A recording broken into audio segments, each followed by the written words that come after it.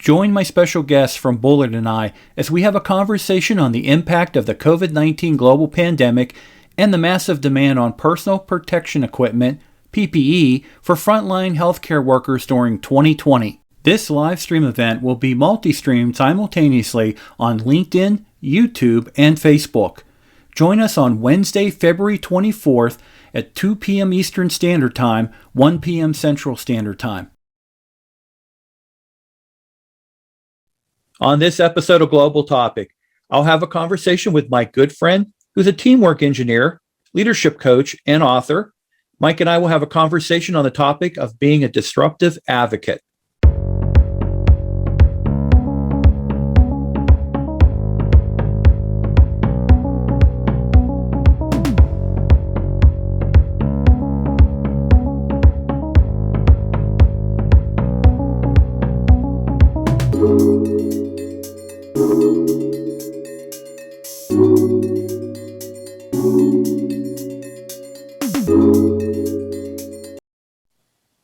Hey, Mike, welcome to Global Topic. Thank you, Jim. It's great to be here. For the viewers, if you could go through and cover your professional background, and also if you could talk a little bit about your tie into the global corrosion and protective coatings industries as well. Yeah, sure. So, Jim, I started my career, actually, I have an accounting degree and started my career with PwC as a financial auditor. And that was how I got my start in my career. I spent 5 years there as a financial auditor and then moved into human resources. And that's really where I got my start in terms of driving development in leadership skills, teamwork. And so my business, I've been in business now 30 years. My focus is developing leaders, improving teamwork, and driving innovation. So when we talk about, we're going to be talking in this first episode regarding, disruption advocates. So the first question I really have for you is, when it comes to this, to disrupt or not disrupt, is that the question? Yeah, it's great. It's a great question, Jim. These days, the question is not really a question anymore because the world is being disrupted with automation, robotics, and digitization. We actually are, I don't want to call it I don't know if it's the beginning or the middle of the fourth industrial revolution. And that's driving innovation and disrupting how we do business. And we've seen that in the pandemic, how change is happening. It's happening, and we need to choose whether we want to be the disruptor or the disruptee. And a couple of things that if for those of you who are watching this, if you want to be a disruption advocate, you first have to answer what interests you about innovation and change in the corrosion protection and protective coatings industry. What's going to motivate you to be at the forefront of the debate when it comes to innovation in your business or your subject matter? And being an advocate about disruptive innovation might sound scary to some, but not if you focus on what a great opportunity to tell your story and how you're driving innovation in, about something you believe in or are excited about. So I'm a big believer in this and have been doing this in my work in your industry as well, especially with the, on the AMP side with the staff, been driving innovation and leadership development with the staff leaders, because this is such an important issue in your industry. As you earlier mentioned, COVID-19 was an accelerator, and it really made a lot of changes when it came to business and also different industries. And it also has impacted the global corrosion and protective coatings industry. There's a lot of disruption that's out there. What disruption is already happening within the protective coatings and corrosion industries? Well, there's actually some exciting things that are happening, some things that you may have already heard about, some you may not. I'll just share a few things that I'm aware of. and have seen. One is, I think, very exciting innovation is the use of drones. And for corrosion inspections is one of the uses. For example, the drones are starting to be used for bridge inspections. The bridge inspections can be dangerous. They can happen in difficult to navigate, places. So it can be a lot safer. It can help deal when some inspections have to be done at night and difficult to navigate. So there's also a great potential for reduction in cost. And progress is also being made in the use of industrial drones for application of protective coating. So there's a lot of excitement when it comes to drones. Another one is I'll call it in the autonomous space. A lot of times we think about self-driving cars. That there's also autonomous robots. They're being starting to be used for tank inspections. Self-driving cars we think about, but there's actually some attention that's being put towards autonomous shipping, although I would call that farther from adoption. But there's some robotic inspection going forward in shipping as well.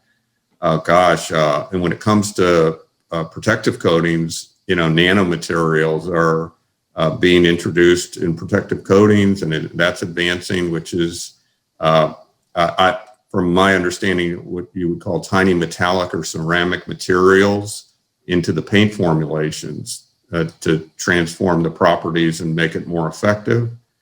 And then, another one that's exciting is the use of 3D camera technology. Rice University here in Houston, where I'm from, that they're using this to collect data on surface wear and to detect corrosion. So there's a lot of exciting things. In fact, AMP has the Material Performance magazine, right? And I guess the finalists were just announced for the 2021 Innovations of the Year Award program. So all of you might want to check that out to see where the latest technology is going. So I think there's going to be a link, as we discussed, Jim, where I have a link to a document with all these innovations, or you can just email me if you like, if that's better, at mike.goodfriend@teamworksharks.com, and I'll be happy to send you the document as well. Yeah, very good. And for the viewers, I will have contact information for Mike if you want to contact with him. Also provide that link in the video description as well to documents and things that we do cover. So, Mike, you covered a lot of different, technologies and innovations that are, here right now that are coming to the forefront. As a professional working in corrosion and protective coatings, what steps can be taken to start the process to become a disruption advocate? Yeah, well, there's a number of steps. I might start with a little bit of a story, if that's okay. And it's a story about me. I became, one of my expertise is with a personality profile called the Berkman method. And after I got out of financial auditing and went into human resources at PwC, I became certified in this method. And, my not to date myself, but it was 1986. So it was a long time ago. And so through time and experience, I've become one of the leading voices when it comes to applying this pretty in-depth instrument in organizations. But there are a lot of people like me out there. About 4 years ago, Berkman launched an additional kind of groundbreaking report called the Berkman Mindset Report. And it really looks at your perspectives of how you see yourself in the world and how that impacts your approach to strategic thinking, innovation, key working relationships, collaboration. And I was very excited about this new window into how people think and see how they can add to the work, that someone like me can do with organizations. And so I've actually become not only the leading early adopter, but the advocate for this report in the Berkman community through this worldwide virtual user group that I launched. So I wanted to share that story because there's many ways to become a disruption advocate. Now, for the average person, you can just start by influencing. And there's one of the ways to really start influencing is to become more knowledgeable about new developments in your industry. You can use your friend Google. With Google, you can type into the search box just about anything. And you can type in drones for bridge inspection or 3D camera technology, and you can network with others who might be more knowledgeable of the innovation. You can participate in conferences. In fact, I'll give you an example of that is I attend a conference here in Houston that's called Pumps and Pipes. And it's about how innovation in pumps and pipes can be shared between especially three industries: aerospace or space, healthcare, and oil and gas. They all have pumps and pipes. So by going to those conferences, you meet some very interesting people. I met somebody who heads up the for NASA, the program where they're, in essence, NASA is farming out the to other private companies the spacecraft that takes people, and NASA is taking more of the role of providing the astronauts. So it's almost like they're outsourcing. So it's very interesting person and the concept of where they see space. So by networking and meeting people, it's a great way to become a greater influencer. Just a couple other quick things. You can share other people's posts on LinkedIn about innovation in protective coatings and corrosion detection. So that's a great way to do it. You can write articles to advocate, either to share on LinkedIn or in one of AMP's magazines. You can give a presentation at a conference. So there's many ways. You don't need to be an expert to be an influencer. You just need to go out and become more knowledgeable and be willing to talk about it. That's great advice, and I can personally testify on the Berkman. When I took the testing, it was absolutely eye-opening, and it also fortified a lot of things that were in my mind, but also pointed out a lot of areas that I needed to improve or focus and retool myself. And part of the thing that I do with Global Topic and a lot of the live streaming and things like that is to provide information and knowledge and information, but also to connect others within the industry as well. So, I'm definitely taking a lot of the advice from my testing and everything like that. Well, and I just want to say, Jim, sorry to interrupt, but you've become an influencer with what you're doing here, and it's pretty impressive. Not everybody goes out and is willing to experiment with those things. So congratulations to you on that. Oh, I greatly appreciate that. Thank you very much. Mm-hmm. So, when we're looking at, being being disruptive or a disruption advocate, how can someone walk the disruptive talk in their organization? Yeah.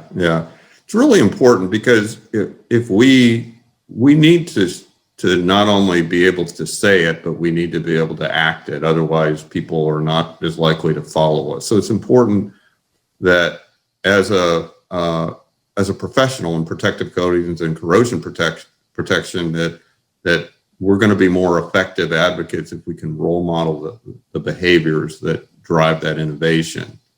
And that's one of the things that I do with my leadership program. It's called the Teamwork Sharks Leadership Challenge. It's a Shark Tank style program where participants have to make a compelling business case for a business opportunity.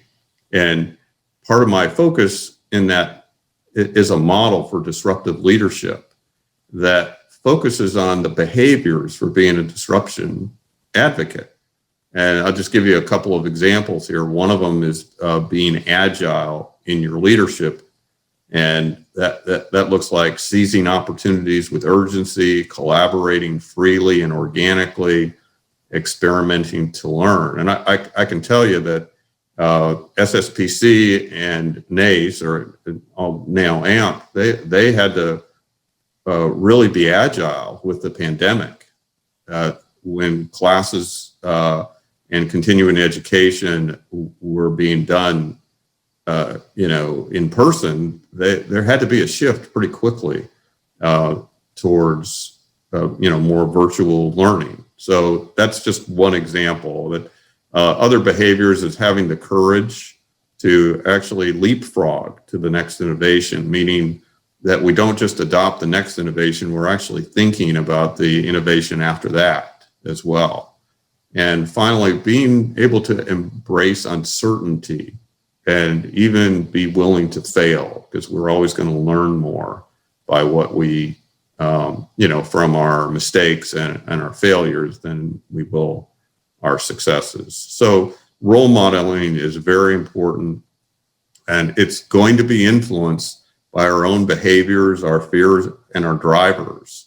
And we want to be careful that we're sending messages to drive people towards realistic possibilities of the future, and not let our fears get in the way of what the future might be like. So getting out there about the things you're excited about is a great opportunity to drive that. So you really want to anticipate disruption, you want to embrace disruption, and you also want to turn disruption into opportunity, is what you're saying? Absolutely. And to be able to talk about it is such an important thing, because we all are uncomfortable with change to different degrees, but we're all going to have some discomfort with change. So being able to embrace it, but then to be able to talk about it is more likely to get others on board and more open to collaborating about how we can drive the future. Very good. Mike, in really closing out this topic, is there anything that we didn't talk about that you would want to leave with the viewers? Well, I don't think so at this time. I think there are other aspects that are very important that in terms of driving innovation, things like how we mine and explore for business opportunities, how we lead cross-functional teams to drive that innovation. So there are a number of things that are important, but it does oftentimes start or early on with having somebody who can advocate for that disruptive innovation. That's great. So I greatly appreciate the opportunity to have this conversation with you, and I'm looking forward to our next conversation on another great topic. Mike, thank you so much for participating in this episode. Thank you, Jim. Thanks for the opportunity, and I appreciate it. And for the viewers, again, I will leave contact information for Mike. Additionally, I'll have any links that are associated with this conversation we just had. And please like and share this episode. And if you're not subscribed to my channel, please subscribe to my channel. Mike, have a great day. Thanks. You too.